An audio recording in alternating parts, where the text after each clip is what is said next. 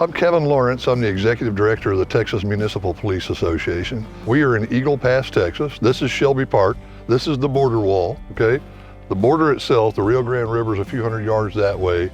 There's the International Bridge down there. Over the last couple of years, up to about even more recently than 6 months ago, this place was just overrun with illegal immigration. The state, local officers were just having a heck of a time just trying to combat that, trying to control it. Theoretically, immigration is the prudence of the federal government. But where they have to operate is on land that belongs either to the state of Texas or to local government or to private citizens. There is an ongoing squabble about who has jurisdiction. And what has been going on is, prior to this current administration, the feds and the state and local governments were working together. They were cooperating. And under this current administration, that cooperation has ceased. And that's what's caused this current disagreement about who has authority to do what. It's not only policies, it's directives, and it is information flow. And I think that's the biggest part. You're right, the Border Patrol agents, the DPS troopers that are here, the local officers that work here, they all try their level best to work together. But if there is no information flow, if their bosses are not talking to my bosses, if they're not sharing information, if they're not sharing intelligence, it makes it impossible to truly work together. Then it's a matter of, you might be able to work together on catching those two people over there.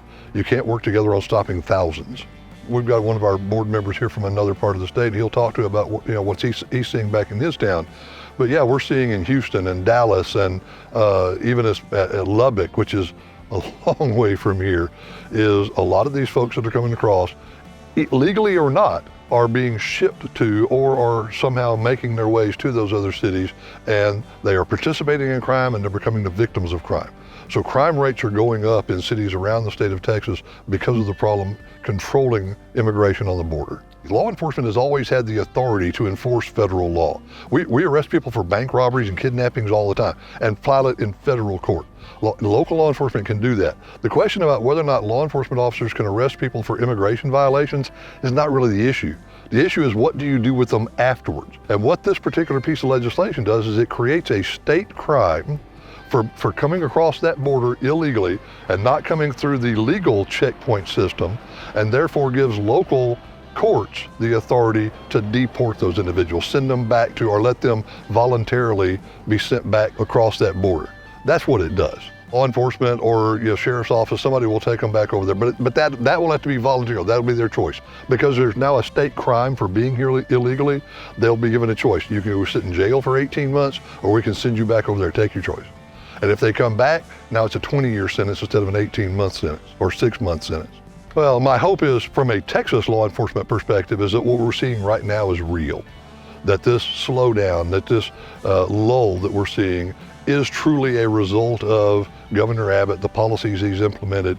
The problem is, and as we've talked about, we don't know that for a fact. This could simply be, there's a rule in physics and law enforcement and politics, every action has an equal and opposite reaction.